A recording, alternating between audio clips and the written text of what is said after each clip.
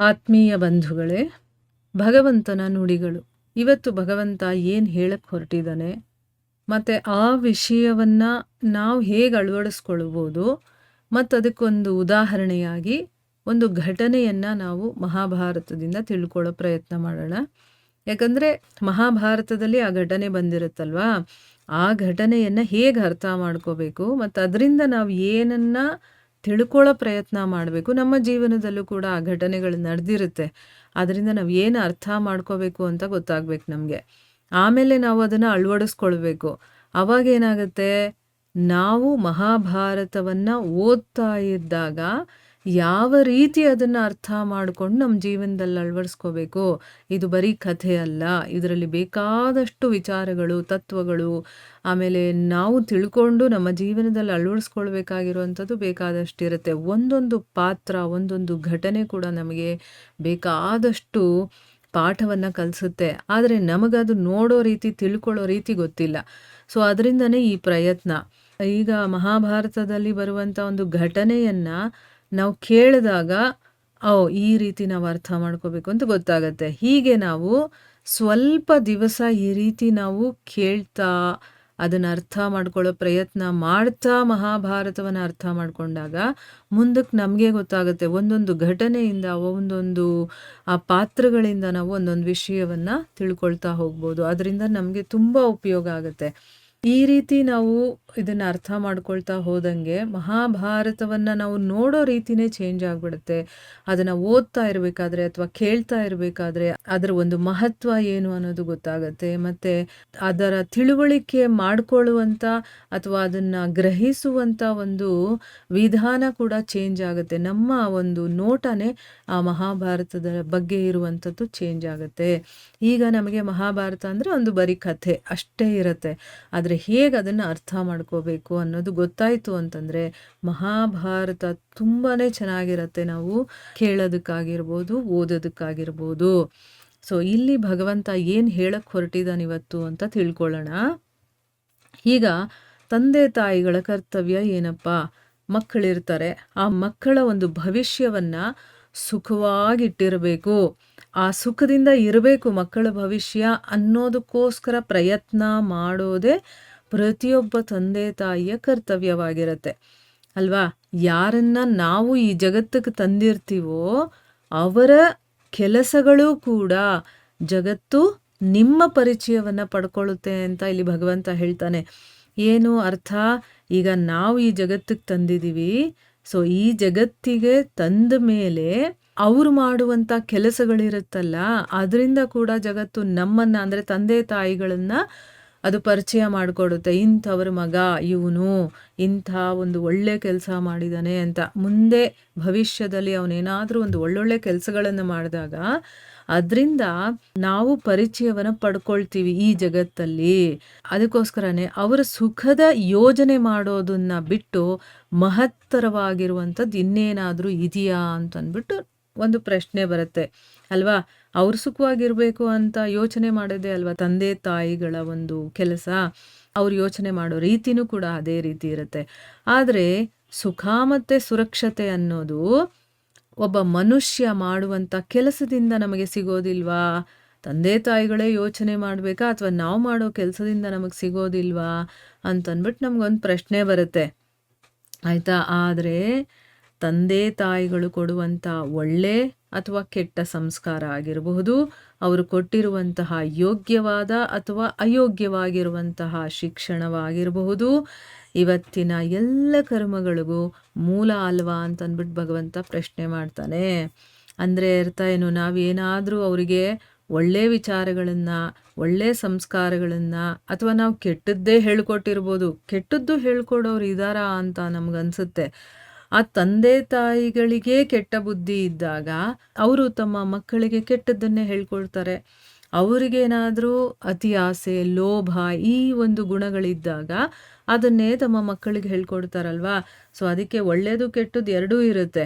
ಆ ರೀತಿ ನಾವು ಒಳ್ಳೆ ಅಥವಾ ಕೆಟ್ಟ ಸಂಸ್ಕಾರವನ್ನು ಕೊಟ್ಟಿರ್ತೀವಿ ಅಥವಾ ಅವರಿಗೆ ಹೇಳ್ಕೊಡುವಂಥ ವಿಷಯಗಳು, ಶಿಕ್ಷಣ ಆಗಿರಬಹುದು, ಅದು ಕೂಡ ಸರಿಯಾದ ಅಥವಾ ಸರಿಯಾಗಿಲ್ಲದೆ ಇರುವಂಥದ್ದನ್ನು ಹೇಳಿಕೊಟ್ಟಾಗ ಅದೆಲ್ಲವೂ ಕೂಡ ಈಗ ಅವ್ರು ಏನು ಕೆಲಸ ಮಾಡ್ತಾ ಇರ್ತಾರೋ ಅದಕ್ಕೆ ಅದೇ ಮೂಲ ಕಾರಣ ಆಗಿರುತ್ತಲ್ವಾ.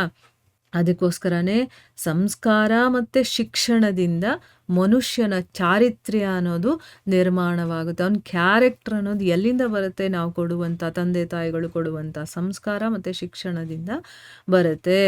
ಅಂದರೆ ತಂದೆ ತಾಯಿಗಳು ಮಕ್ಕಳ ಚಾರಿತ್ರ್ಯವನ್ನು ಹೇಗೆ ನಿರ್ಮಾಣ ಮಾಡ್ತಾರೋ ಹಾಗವರು ಭವಿಷ್ಯ ನಿರ್ಮಾಣವಾಗುತ್ತೆ.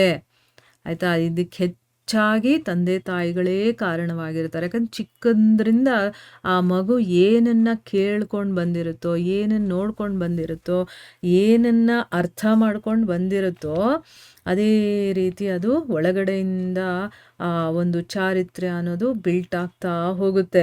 ಮುಂದೆ ಭವಿಷ್ಯದಲ್ಲಿ ಅದೆಲ್ಲವೂ ಕೂಡ ನಿರ್ಮಾಣವಾಗುತ್ತೆ. ಆದರೂ ಕೂಡ ಹೆಚ್ಚು ತಂದೆ ತಾಯಂದಿರು ತಮ್ಮ ಮಕ್ಕಳ ಭವಿಷ್ಯವನ್ನು ಸುರಕ್ಷಿತವಾಗಿಡಬೇಕು ಅನ್ನೋ ಚಿಂತೆಯಲ್ಲಿ ಅವರ ಚಾರಿತ್ರ್ಯದ ನಿರ್ಮಾಣದ ಕಾರ್ಯವನ್ನು ಬಿಟ್ಟುಬಿಡ್ತಾರೆ. ಅಂದರೆ ಮರ್ತೇ ಹೋಗ್ಬಿಡ್ತಾರೆ. ಅವ್ರು ಸುರಕ್ಷಿತವಾಗಿರಬೇಕು, ಬ್ಯಾಂಕ್ ಬ್ಯಾಲೆನ್ಸ್ ಇರಬೇಕು, ನನ್ನ ಮಗನಿಗೆ ಸೈಟ್ ಇರಬೇಕು, ಆಸ್ತಿ ಇರಬೇಕು, ಇದರೆಲ್ಲ ಅವ್ರ ತಲೆ ಇರುತ್ತೆ ಹೊರತು ಅವನೊಂದು PhD ಮಾಡಬೇಕು, ಒಂದು ದೊಡ್ಡ ಆಫೀಸರ್ ಆಗಬೇಕು, ಇಷ್ಟರಲ್ಲಿರುತ್ತೆ ಹೊರತು ಅವನ ನಡವಳಿಕೆ ಹೇಗಿದೆ, ಅವನು ಮಾತಾಡೋದು, ಅವನು ದೊಡ್ಡವರಿಗೆ ಗೌರವ ಕೊಡೋದು, ಅಥವಾ ನಮ್ಮ ಧರ್ಮ ಗ್ರಂಥಗಳ ಬಗ್ಗೆ ಅವನಿಗೆ ಒಲವಿದೆಯಾ, ಪೂಜೆ ಪುನಸ್ಕಾರ, ಈ ರೀತಿ ಅವನ ಚಾರಿತ್ರ್ಯದ ನಿರ್ಮಾಣದ ಕೆಲಸವನ್ನು ಮರ್ತು ಹೋಗ್ಬಿಡ್ತೀವಿ.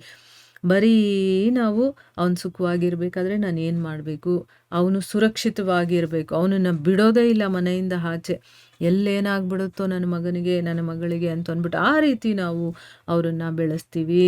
ವಾಸ್ತವದಲ್ಲಿ ಯಾವ ತಂದೆ ತಾಯಂದರು ತಮ್ಮ ಮಕ್ಕಳ ಭವಿಷ್ಯದ ಬಗ್ಗೆ ಚಿಂತೆ ಮಾಡ್ತಾರೋ ಅವರ ಮಕ್ಕಳಿಗೆ ಯಾವುದೇ ಲಾಭ ಆಗೋದಿಲ್ಲ. ಅಂದರೆ ಬರೀ ಭವಿಷ್ಯದ ಬಗ್ಗೆ ಚಿಂತೆ ಮಾಡೋದಲ್ಲ, ಅವರ ಚಾರಿತ್ರ್ಯದ ನಿರ್ಮಾಣ ಮಾಡಬೇಕು, ಅವನು ಒಳ್ಳೆ ಒಬ್ಬ ಮನುಷ್ಯ ಆಗಬೇಕು ಅಂತಂದರೆ ನಾವು ಏನು ಕೊಡಬೇಕು ಅವನಿಗೆ ಆ ರೀತಿ ಯೋಚನೆ ಮಾಡಬೇಕು. ಭವಿಷ್ಯದ ಬಗ್ಗೆ ಯೋಚನೆ ಮಾಡೋದಲ್ಲ, ಅವನ ಚಾರಿತ್ರ್ಯದ ನಿರ್ಮಾಣ, ಅವನ ಒಂದು ಕ್ಯಾರೆಕ್ಟರ್ ಚೆನ್ನಾಗಿರಬೇಕು.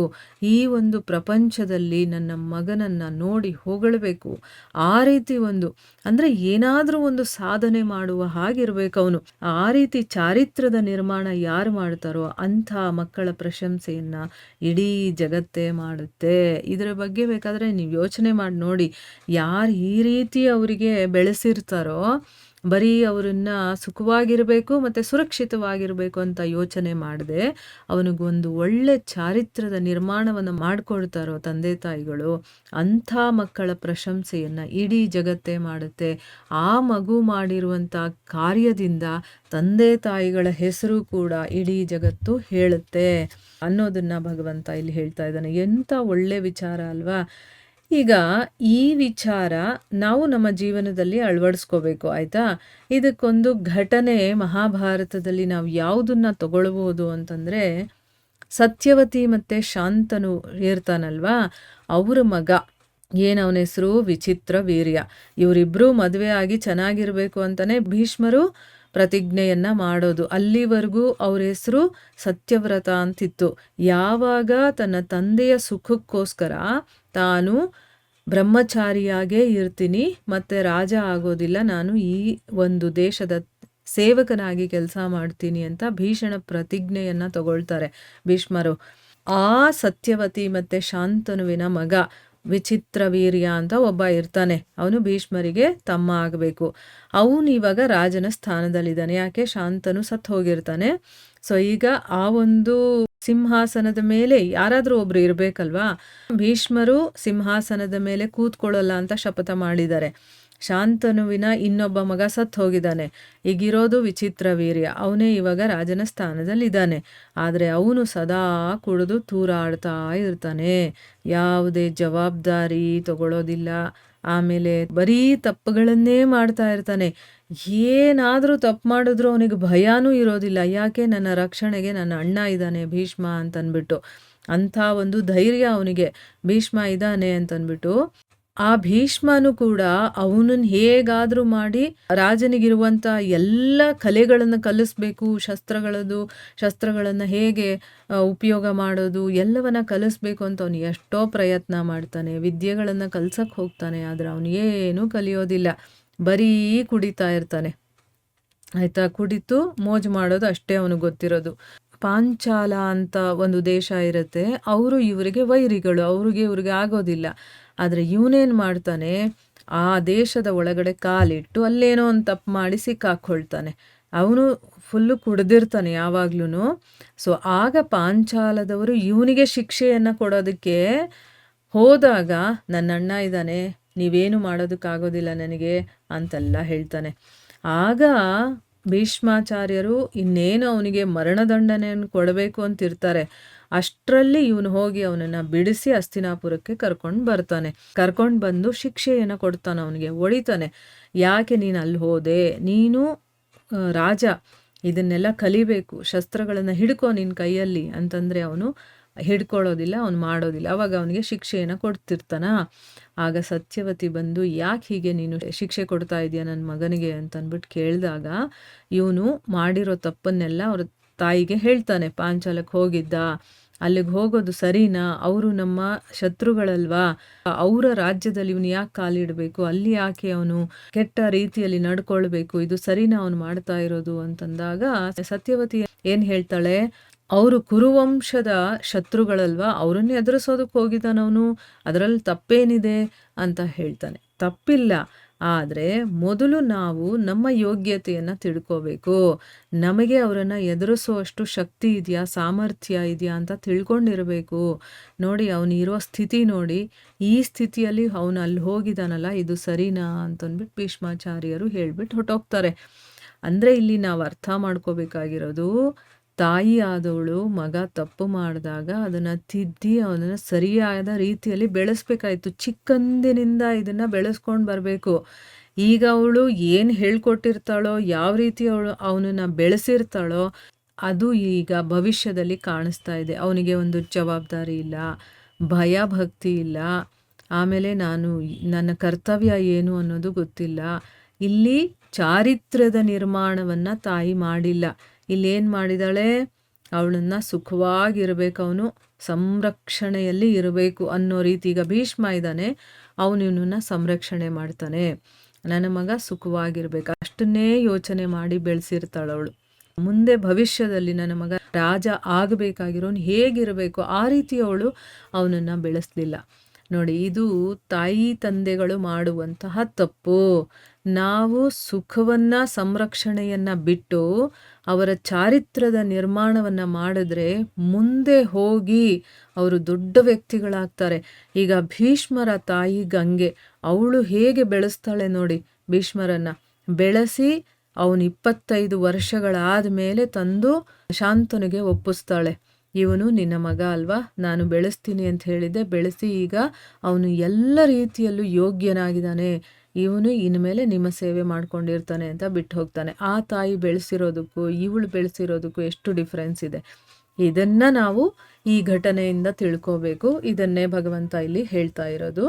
ಸೊ ಇಲ್ಲಿಗೆ ನಾವು ನಿಲ್ಲಿಸೋಣ. ಹರೇ ಕೃಷ್ಣ.